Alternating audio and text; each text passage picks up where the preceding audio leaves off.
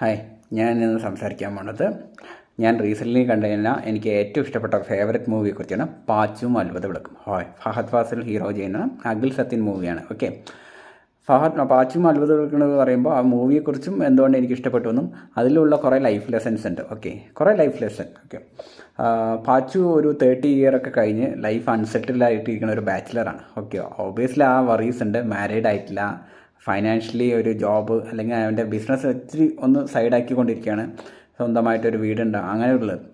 അങ്ങനെ ഒരു അൺസെറ്റിലായിട്ട് ഇരിക്കുന്ന സമയത്ത് ഒബ്വിയസ്ലി കൂടുതൽ കൺസേൺ മാരേജിനെ കുറിച്ചാണ്. മാരേജൊക്കെ നോക്കിക്കൊണ്ടിരിക്കുന്ന ഏജിലാണ്. ഓക്കെ, അപ്പോൾ ഓട്ടോമാറ്റിക്കലി അവന് എന്താണ് അത്ഭുത വിളക്ക്, ഈ സിനിമയിൽ എന്താണ് അത്ഭുത വിളക്ക് എന്നാണ് ഈ പേര് തന്നെ ഭയങ്കര എന്താ പറയുക, ഒരു സ്ട്രെയിഞ്ച് ആയിട്ട് ഫീൽ ചെയ്യും. പാച്ചും അത്ഭുത വിളക്കും. ഈ ഫിലിമിലെ അത്ഭുത വിളക്കായിട്ട് ആ ഒരു ഡയറക്ടർ എന്താണ് ഉദ്ദേശിക്കുന്നത് മനസ്സിലാക്കിയാൻ ഫൈനൽ ക്ലൈമാക്സ് വരെ എത്തി. കാരണം ഓരോ സ്റ്റേജിലും ഇതായിരിക്കും അത്ഭുത വിളക്കെന്ന് തോന്നിയിട്ടുണ്ടെങ്കിലും ക്ലൈമാക്സ് വരെ പാച്ചു റിയലൈസ് ചെയ്യണം അവൻ്റെ ലൈഫിലെ അത്ഭുത വിളക്ക് എന്താണെന്നുള്ള കാര്യം. ഓക്കെ, അവൻ ഓരോ കാര്യത്തിലും ഓരോ സ്പേസിലും ഓരോ കാര്യത്തിനോട് ആഗ്രഹം തോന്നും, പിന്നെ അതിന് വേണ്ടി പോകണം. ഓക്കെ, ഫസ്റ്റ് ഫേസിൽ തന്നെ പാച്ചുവിന് ഒരു കാര്യം ചെയ്തു കൊടുക്കാന്നുണ്ടെങ്കിൽ ഐഫോൺ കിട്ടും എന്നുള്ള ലെവലിൽ പോകണം. അപ്പോൾ പാച്ചു ഭയങ്കര ഹാപ്പിയാണ്. ഓക്കെ, അങ്ങനെ ഭയങ്കര ഹാപ്പി. ഓക്കെ, കാരണം ഒരു സാധാരണ മൊബൈൽ ഉപയോഗിച്ചുകൊണ്ട് നടക്കുന്ന ആൾക്ക് ഐഫോൺ, നീ ഈ ഒരു കാര്യം ചെയ്ത് തന്നെ നീ ആ ഐഫോൺ എടുത്തോ എന്നുള്ളൊരു ഓഫർ, അതായത് ആളുടെ കെട്ടിടത്തിൻ്റെ ഉടമ ഇങ്ങനെ ഓഫർ കൊടുക്കുമ്പോൾ ആ പാച്ചു ഭയങ്കര ഹാപ്പി ആയിട്ട് ഏറ്റെടുക്കുക. കാരണം പാച്ചു വേറൊരു മുമ്പ് ട്രാവൽ ചെയ്യേണ്ട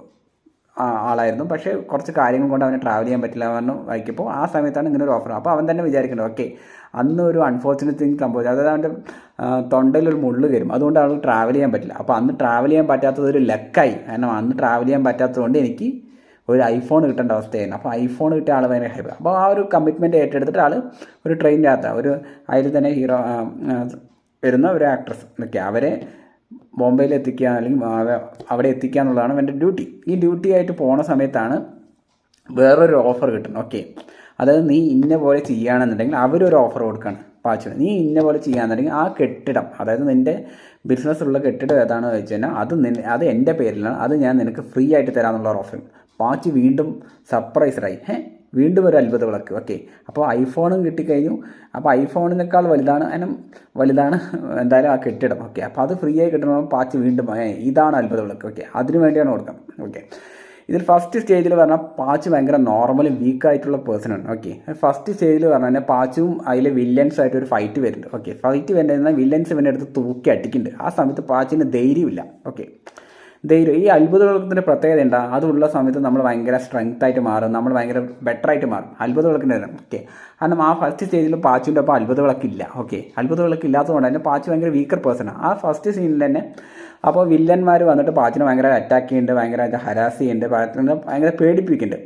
പാച്ചു ഭയങ്കര പേടിച്ചിരിക്കുന്ന ഒരു സമയമാണ്. കാരണം അപ്പോൾ അവനെ തിരിച്ചടിക്കാനുള്ള കഴിവില്ല, തിരിച്ചടിക്കാനുള്ള ധൈര്യവുമില്ല. ഓക്കെ, പാച്ചു പേടിച്ചിരിക്കണം. ഓക്കെ, അപ്പോൾ പാച്ചു ആ അടിയൊക്കെ വാങ്ങിയിട്ട് വീണ്ടും അവിടെ തന്നെ അവന് എന്നാലും ആ ഒരു ഇത് കിട്ടുമല്ലോ,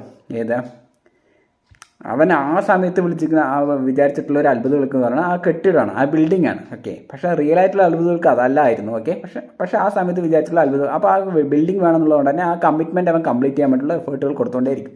ഓക്കെ, ഈ എഫേർട്ടൊക്കെ കൊടുത്തുകൊണ്ടിരിക്കുന്ന സമയത്താണ് അവൻ ഒരു വ്യക്തി അവിടെ പരിചയപ്പെടുന്നത്, ഹംസധ്വനി. അതിൽ ആ പടത്തിലെ ഹീറോയിനായിട്ടുള്ള ഹംസധ്വനിയെ കണ്ടുപിടിക്കണം. ഓക്കെ, പാച്ചുവിന് വളരെ ലേറ്റായിട്ടാണ് മനസ്സിലാകുന്നത് ഇതാണ് അത്ഭുത വിളക്ക് എന്നുള്ള കാര്യം. ഓക്കെ, അവൻ ആദ്യം പോയത് ഐഫോണിൻ്റെ പിന്നിലായിരുന്നു, പിന്നെ പോയത് ആ കെട്ടിടത്തിൻ്റെ പിന്നാലെയാണ്. ഇത് ഭയങ്കര അൺസെറ്റിലായിട്ട് ഇരിക്കുന്ന ഒരു ബാച്ചിലർ ലൈഫ്, ഇത് വലിയ കെട്ടിടമൊക്കെ ഫ്രീ ആയിട്ട് കിട്ടിയവൻ വലിയ കാര്യം.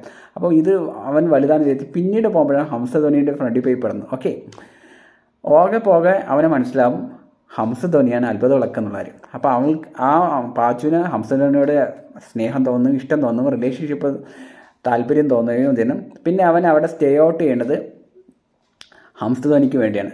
അപ്പോൾ ഈ ഹംസധ്വനിയിലേക്ക് അവനെ എത്തിച്ചത് പറഞ്ഞാൽ ഈ കമ്മിറ്റ്മെൻറ്റ്സ് ആണ് അല്ലേ. ഈ ഒരു കാര്യം ചെയ്തു കൊടുക്കുക എന്നുള്ളൊരു കമ്മിറ്റ്മെൻറ്റ് കൊണ്ട് മാത്രമാണ് അവൻ ഹംസധ്വനിയിലേക്ക് എത്തിക്കുന്നത്. അപ്പോൾ ഓട്ടോമാറ്റിക്കലി അവൻ എന്താ മനസ്സിൽ വിചാരിച്ചു പറഞ്ഞാൽ എനിക്ക് ഹംസധ്വനിയിലേക്ക് എത്തിച്ചേരാൻ കാരണമുണ്ടായത് ഈ കാര്യങ്ങളാണ്, അപ്പോൾ ഞാൻ ഇതെന്തായാലും ചെയ്തു തീർക്കണം. ഓക്കെ, അവനൊരിക്കലും ആ കമ്മിറ്റ്മെൻറ്റ് വിട്ടിട്ട് ഹംസധ്വനിയുടെ പിന്നാലെ പോലെ എന്നെ ഹംസധ്വനിയിലേക്ക് എത്തിച്ചത് അല്ലെങ്കിൽ എന്നെ ഈ അത്ഭുത വിളക്കിലേക്ക് എത്തിച്ചത് ഈ കമ്മിറ്റ്മെൻറ്റാണ്, ഈ ഉത്തരവാദിത്തമാണ് എന്നെ അവിടെ എത്തിച്ചത്, ഈ ഉത്തരവാദിത്തം ഞാൻ എന്തായാലും കംപ്ലീറ്റ് ചെയ്യും എന്നുള്ളത്. അപ്പോൾ അവൻ അത്രയും സ്ട്രോങ് ആയി മാറാണ്. ഓക്കെ, ഇതിൽ സെക്കൻഡ് ഫേസിലേക്ക് വരുമ്പോൾ പാച്ചു ഈ വില്ലന്മാരെ എല്ലാം അടിക്കുന്നുണ്ട്. ഓക്കെ, എങ്ങനെയാണ് ഫസ്റ്റ് ഫേസിൽ മറ്റുള്ളവർ അടിക്കാൻ ധൈര്യമില്ലാത്ത വ്യക്തി സെക്കൻഡ് ഫേസിൽ എത്തുന്ന സമയത്ത് അടിക്കാനുള്ള ധൈര്യം വന്നതെന്ന് ചോദിച്ചു കഴിഞ്ഞാൽ അവിടെയാണ് അത്ഭുത വിളക്കിൻ്റെ ഒരു റോള് വരുന്നത്.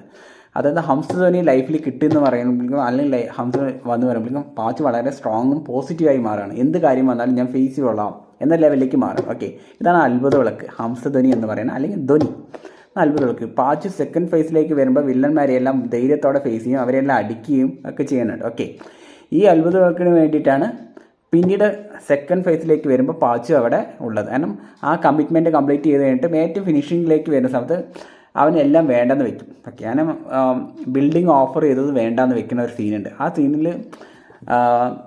ചോദിക്കും, എടാ നീ ആ കെട്ടിടം വേണ്ടെന്ന് വെച്ചോ വയ്ക്കും. അതേ പറഞ്ഞു. ഓക്കെ, അതെന്താ നീ ഒരു മണ്ടനല്ലേ വയ്ക്കുമ്പോൾ അതിനേക്കാൾ വിലപ്പെട്ട പല കാര്യങ്ങളും ഉണ്ട് ജീവിതത്തിൽ പറയുന്നത്. അപ്പോൾ അപ്പോഴാണ് പാച്ച് റിയലൈസ് ചെയ്യുന്നത് അവൻ്റെ ആ ഒരു ലൈഫിലെ ആ ഒരു അത്ഭുത വിളക്ക് പറയുന്നത് ആ ഹംസധനിയാണ്. ഓക്കെ, ആ അത്ഭുത വിളക്കിന് വേണ്ടി മാത്രമാണ് മറ്റേ കാര്യങ്ങളൊക്കെ തോന്നിയത്. നമ്മളിപ്പോൾ ലൈഫിൽ പല സ്റ്റേജിലും പല കാര്യങ്ങളുടെ പിന്നാലെ പോകും, അതൊന്നും നമുക്ക് കിട്ടില്ല. അത് കിട്ടിയിട്ട് അതാണ് വലുതെന്ന് വിചാരിക്കും. ഓക്കെ, പക്ഷെ അതിനേക്കാൾ വിലപ്പെട്ട കുറേ കാര്യങ്ങൾ നമ്മളിലേക്ക് എത്തിച്ചേരും. അത് നമ്മൾ ജീവിതത്തിൽ ചിന്തിച്ചിട്ട് പോലും ഇല്ല അതാണ് ഇതെന്നുള്ളത്. പക്ഷേ വേറെ കുറേ ആഗ്രഹങ്ങളുണ്ടാകും. ഈ ആഗ്രഹങ്ങളുടെ പിന്നാലെ പോകുമ്പോഴായിരിക്കും നമ്മൾ വേറെ കുറേ കാര്യങ്ങളെക്കുറിച്ച് അറിയുക. ഓക്കെ, അപ്പോൾ നമ്മൾ ആദ്യം ഇനീഷ്യലി എന്താണ് ആഗ്രഹിച്ചത് ഒന്നും അല്ല എന്ന ഒരു ഫീൽ വരികയും പിന്നീട് നമ്മൾ റിയലായിട്ടുള്ള കാര്യങ്ങളിലേക്ക് എത്തിച്ചേരുകയും ചെയ്യും.